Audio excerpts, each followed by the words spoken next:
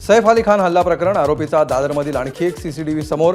सैफच्या घरातील सीसीटीव्हीमध्ये दिसणारी बॅग संशयिताकडे। आतापर्यंत आरोपीचे 4 सीसीटीव्ही समोर। सैफ अली खान हल्ला प्रकरणातील संशयित आरोपी वांद्रेहून दादरला गेल्याचं तपासात समोर। दादरच्या कबूतरखाना परिसरातून एक हेडफोन घेतला आणि पुन्हा दादर रेल्वे स्थानकाच्या दिशेनं वळल्याचं चित्रित। सैफ अली खान हल्ला प्रकरणी मध्य प्रदेशातून आणखी एक संशयित ताब्यात। ही व्यक्ती ट्रेननं प्रवास करत होती। याचा चेहरा सुद्धा सैफ अली खान प्रकरणातल्या आरोपीशी मिळता जुळता। टोरेस घोटाळा प्रकरणातील 3 आरोपींना न्यायालयीन कोठडी। चौकशी पूर्ण, रिमांडची गरज नाही, कोर्टाचं निरीक्षण। भिवंडीत परराज्यातून अवैध मद्य वाहतूक करणाऱ्या गाड्यांवर मोठी कारवाई। 3.25 लाखांचा मद्यसाठा जप्त। वाहन चालक सलीम साकडभाई याला घेतलं ताब्यात। भिवंडी महानगरपालिका कार्यक्षेत्रातील वराळा जलशुद्धीकरण केंद्रातून होणारा पाणी पुरवठा उद्या आणि 20 जानेवारीला बंद राहणार। पाईपलाईन दुरुस्तीच्या कारणानं पाणी पुरवठा बंद राहणार असल्याची माहिती। भिवंडीत प्रभाग समिती 2 मध्ये मुंबई लाचलुचपत विभागाची कारवाई। 50,000 रुपयांची लाच स्वीकारताना भिवंडी पालिकेचे सहाय्यक आयुक्त सुनील भोईर आणि बीट निरीक्षक अमोल वारघडे यांना रंगेहात अटक। परभणीतून निघालेल्या आंबेडकरी अनुयायांच्या लाँग मार्चचा दुसरा दिवस। न्यायालयीन कोठडीत मृत्यू झालेल्या सोमनाथ सूर्यवंशी तसंच विजय वाकडे यांच्या कुटुंबियांना न्याय देण्याच्या मागणीसाठी परभणी ते मुंबई लाँग मार्च।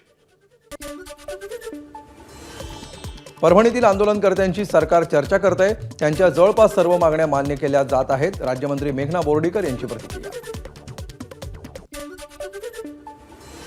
नांदेडच्या किनवटमध्ये सकल आदिवासी समाजाचा आक्रोश मोर्चा। 13 जानेवारीला आदिवासी महिलेवर झालेल्या अत्याचाराचा केला निषेध। आरोपींना फाशीची शिक्षा देण्याची केली मागणी। संतोष देशमुख हत्येच्या निषेधार्थ उद्या छत्रपती संभाजीनगरमध्ये मोर्चा। मनोज जरांगींकडून सर्वांना सहभागी होण्याचं आवाहन। संतोष देशमुख हत्या प्रकरणातील आरोपींना आणखी 14 दिवसांची न्यायालयीन कोठडी। व्हीसीद्वारे कोर्टात केलं होतं हजर। अंबाजोगाई महामार्गावरील तिरंगा हॉटेलमध्ये शिजला संतोष देशमुखांच्या हत्येचा कट। हत्येच्या 1 दिवस आधी तिरंगा हॉटेलमध्ये आरोपींकडून प्लॅनिंग। तपास यंत्रणेकडून तिरंगा हॉटेलमधून आरोपींचं सीसीटीव्ही ताब्यात। वाल्मिक कराड खंडणी प्रकरण। जामीन अर्जावर 20 जानेवारीला केज जिल्हा सत्र न्यायालयामध्ये सुनावणी। वाल्मिक कराड सध्या खंडणी प्रकरणामध्ये न्यायालयीन कोठडीत तर मकोका अंतर्गत पोलीस कोठडीत।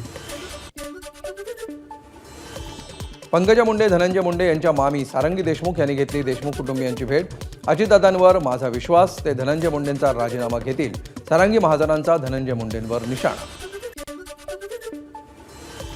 बीडच्या ममदापूरमधील महिला सरपंचाला खंडणीची मागणी करत जीवे मारण्याची धमकी। न्याय न मिळाल्यास आत्मदहन करणार, सरपंच महिलेचा इशारा।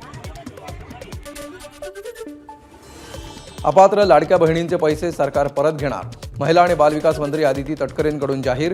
सर्व लाडक्या बहिणींच्या पात्र अपात्रतेची छाननी सुरू असल्याचीही माहिती। राज्यभरातून सुमारे 4,000 महिला लाडकी बहीण योजनेतून माघारी। अपात्रतेची टांगती तलवार असल्यामुळे महिलांचे पैसे नको म्हणून अर्ज। अपात्र ठरल्यास लाभाची रक्कम दंडासह वसूल होण्याची भीती। पगारी इन्कम टॅक्स भरत असणाऱ्या महिलेनं लाडकी बहीण योजनेचा लाभ घेतला असेल तर ते चुकीचं। मंत्री गिरीश महाजनांची प्रतिक्रिया। चुकीच्या मार्गाने फॉर्म भरला असेल तर त्याची चौकशी करणार, महाजनांचं वक्तव्य।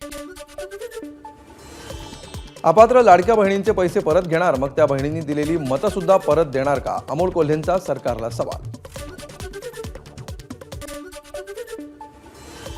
सर्व जिल्ह्यांच्या पालकमंत्र्यांची यादी तयार। 2 दिवसामध्ये याचा उलगडा होईल, मंत्री संजय शिरसाट यांची माहिती।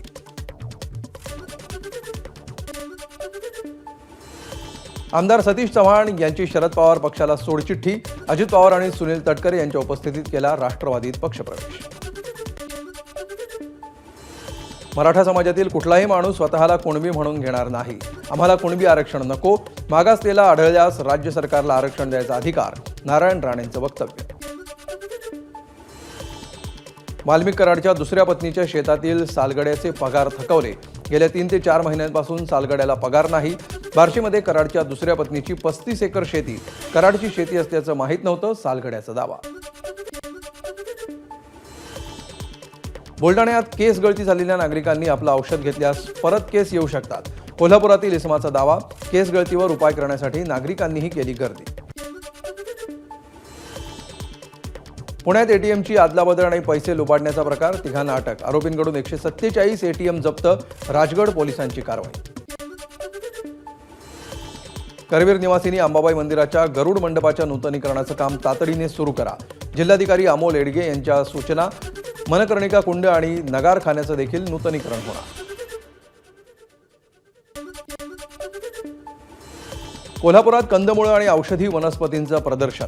100 प्रकारची कंदमुळं, 150 प्रकारच्या औषधी वनस्पती आणि 50 पेक्षा अधिक दुर्मिळ फुलझाडांचा प्रदर्शनात समावेश.